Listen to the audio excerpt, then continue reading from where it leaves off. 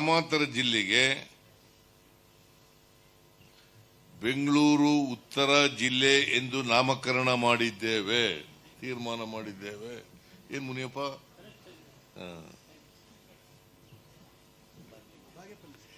ಆಮೇಲೆ ಬಾಗೇಪಲ್ಲಿ ಪಟ್ಟಣದ ಹೆಸರನ್ನ ಭಾಗ್ಯನಗರ,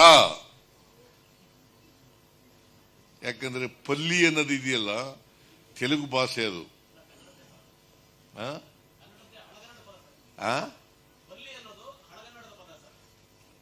ನನಗೆ ತೆಲುಗು ಗೊತ್ತಿಲ್ಲ, ನಿನಗೆ ಗೊತ್ತಾ? ಗೊತ್ತಿದ್ರೆ ಸರಿ. ಹಾಗಾದ್ರೆ ಅದಕ್ಕೆ ಪಲ್ಲಿ ಅನ್ನೋದು ಬೇಡಪ್ಪ. ನಮ್ ಕಡೆ ಎಲ್ಲ ಹಲ್ಲಿ ಅನ್ನೋದಕ್ಕೆ ಪಲ್ಲಿ ಅಂತ ಕರಿತೀವಿ. ಬಾಗೇಪಲ್ಲಿ ಅನ್ನೋದು ಬಹಳ ಮೊದಲಿನಿಂದ ಇರೋ ಹೆಸರು, ಅದು ಬೇಡ ಅಂತೇಳಿ MLA ಕೂಡ ಒತ್ತಾಯ ಮಾಡಿದ್ರು. ಭಾಗ್ಯನಗರ ಅಂತ ಮಾಡಿ ಅಂತ ಹೇಳಿದ್ರು. ಭಾಗ್ಯನಗರ, ಇನ್ಮುಂದೆ ಭಾಗ್ಯನಗರ. ನೀನು ಇವರು ಯಾವಾಗಲೂ ನಿಮ್ಗೆ ಬ್ರೀಫ್ ಮಾಡೋರು ಪ್ರೆಸ್ಗೆ. ಇವತ್ತು HK ಪಾಟೀಲ್ರು ಯಾವಾಗಲೂ ಪ್ರೆಸ್ ಬ್ರೀಫ್ ಮಾಡ್ತಾರೆ. ನಾನು ಇದು ಒಂದು ವಿಶೇಷ ಸಭೆ ಆದ್ರಿಂದ ನಾನೇ ಬಂದಿದ್ದೀನಿ. DK ಶಿವಕುಮಾರ್ ಬಂದಿದ್ದಾರೆ, HK ಪಾಟೀಲ್ ಬಂದಿದ್ದಾರೆ, ಪರಮೇಶ್ವರ್ ಬಂದಿದ್ದಾರೆ, ಮುನಿಯಪ್ಪ ಬಂದಿದ್ದಾರೆ, ಸುಧಾಕರ್ ಬಂದಿದ್ದಾರೆ, ಸುರೇಶ್ ಬಂದಿದ್ದಾರೆ, ನಮ್ಮ ಪ್ರದೀಪ್ MLA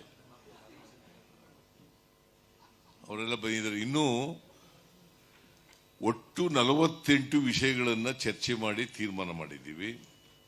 ಎಲ್ಲ ತೀರ್ಮಾನಗಳನ್ನು ಕೂಡ ಹೇಳಕ್ ಹೋಗಲ್ಲ, ಇಂಪಾರ್ಟೆಂಟ್ ತೀರ್ಮಾನಗಳನ್ನು ಹೇಳಿದ್ದೇನೆ. ಚಿಕ್ಕಬಳ್ಳಾಪುರ ಜಿಲ್ಲೆ ಶಿಡ್ಲಘಟ್ಟ ತಾಲೂಕು ಅಮರಾವತಿ ಗ್ರಾಮದಲ್ಲಿ ಬೆಂಗಳೂರು ಉತ್ತರ ವಿಶ್ವವಿದ್ಯಾಲಯದ ನೂತನ ಕ್ಯಾಂಪಸ್ ಅನ್ನ 2ನೇ ಹಂತ ಅಭಿವೃದ್ಧಿ ಕಾಮಗಾರಿಗೆ 123 ಕೋಟಿ ರೂಪಾಯಿ ಅಂದಾಜು ವೆಚ್ಚ ಕೈಗೊಳ್ಳಲು ಅನುಮೋದನೆಯನ್ನು ಕೊಟ್ಟಿದ್ದೇವೆ.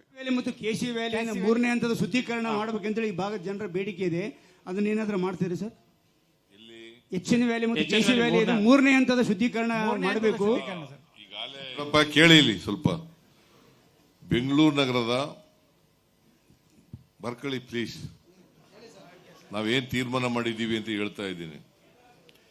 ಬೆಂಗಳೂರು ನಗರದ ಹೆಬ್ಬಾಳ ನಾಗವಾರ ಕಣಿವೆಯ ದ್ವಿತೀಯ ಹಂತದಲ್ಲಿ ಸಂಸ್ಕರಿಸಿದ ತ್ಯಾಜ್ಯ ನೀರನ್ನು ಶಿಡ್ಲಘಟ್ಟ ಅಮಾನಿ ಕೆರೆಯಿಂದ, ಈಗ ಹೇಳಿದ್ರು ಇವರು DK, ಅಮಾನಿ ಕೆರೆಯಿಂದ ಶಿಡ್ಲಘಟ್ಟ ತಾಲೂಕಿನ 45 ಕೆರೆಗಳಿಗೆ, ಶಿಡ್ಲಘಟ್ಟದ 45 ಕೆರೆಗಳಿಗೆ ಮತ್ತು ಚಿಂತಾಮಣಿ ತಾಲೂಕಿನ 119 ಕೆರೆಗಳಿಗೆ, ಒಟ್ಟು 164 ಕೆರೆಗಳಿಗೆ ನೀರು ತುಂಬಿಸುವ ಸುಮಾರು 237 ಕೋಟಿ 10 ಲಕ್ಷ ಅಂದಾಜು ಮೊತ್ತದ ಯೋಜನೆಗೆ ಆಡಳಿತಾತ್ಮಕ ಅನುಮೋದನೆಯನ್ನ ಇವತ್ತು ಕೊಟ್ಟಿದ್ದೇವೆ. ಅದು ಸರಿ ಸರ್, ಆದ್ರೆ 3ನೇ ಹಂತದ ಶುದ್ಧೀಕರಣ ಪ್ರಶ್ನೆ ಏನಂದ್ರೆ 3ನೇ ಹಂತದ ಶುದ್ಧೀಕರಣ ಆಗೋದ್ರಿಂದಾಗಿ ನೀರು ಶುದ್ಧ ನೀರಾಗುತ್ತೆ.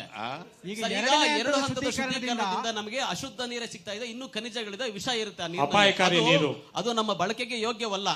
ಆ ಕಾರಣ ನಮ್ಮ ಕೆರೆಗಳು ಕೂಡ ಮಲಿನವಾಗ್ತಾ ಇದೆ 2ನೇ ಹಂತದ ಶುದ್ಧೀಕರಣದಿಂದ ಬರ್ತಾ ಇರೋ ನೀರು. ಆಮೇಲೆ ಆ ಕೆರೆಗಳಲ್ಲೇ ಬೋರ್ಡ್ ಹಾಕಿದ್ದಾರೆ. ಶುದ್ಧೀಕರಣ ಬೇಕು ಅಂತಕ್ಕಂಥದ್ದು ಈ ಜನರ ಒಂದು ಇದಾಗಿದೆ ಮತ್ತು ವಿಜ್ಞಾನಿಗಳು ಸಹ ಅದನ್ನೇ ಹೇಳಿದ್ದಾರೆ. ರೈತರು ಅಶುದ್ಧವಾಗಿದೆ, ದನ ಕರುಗಳಿಗೆ ಕುಡಿಲಿಕ್ಕೆ ನೀರಾಗೋದಿಲ್ಲ, ಅಂಡರ್ಗ್ರೌಂಡ್ ವಾಟರ್ ಮೇಲಕ್ಕೆ ಬರಲ್ಲ ಅಂತ ಹೇಳಿದ್ರೆ ಸರ್ ಆ ಕೆರೆಗಳಲ್ಲೇ ಬೋರ್ಡ್ ಹಾಕಿದ್ದಾರೆ. ಕೇಳಪ್ಪ, ಇಲ್ಲಿ ಎಲ್ಲ ಕಡೆ ಬೋರ್ಡ್ ಎಲ್ಲ ಹಾಕಿದಾರಪ್ಪ.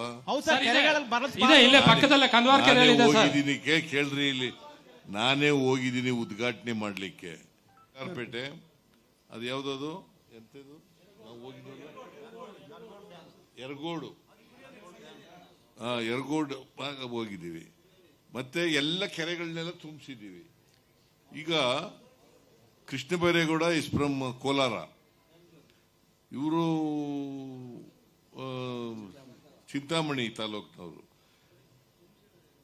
ನಮಗೆ ರೈತರು ಕಂಪ್ಲೇಂಟ್ ಮಾಡಿದ್ರೆ ಅದನ್ನ ಮತ್ತೆ ಶುದ್ಧೀಕರಿಸಿಕೊಡ್ತಕ್ಕಂಥ ಕೆಲಸ ಮಾಡ್ತೀವಿ. ಕುಡಿಯೋ ನೀರಿನ ಪ್ರಾಜೆಕ್ಟ್ ಅಲ್ಲ, ಕೆರೆಗಳು ತುಂಬಿಸೋದು ಅಂತಂದ್ರೆ ಕೆರೆಗಳಿಗೆ ಅಂತರ್ಜಲ ಮೇಲಕ್ಕೆ ಬರೆಸ್ತಕ್ಕಂಥ ರೀತಿಯಲ್ಲಿ ಮಾಡ್ತಕ್ಕಂಥದ್ದು. ಕುಡಿಯ ನೀರಿಗೋಸ್ಕರ ಅಲ್ಲ.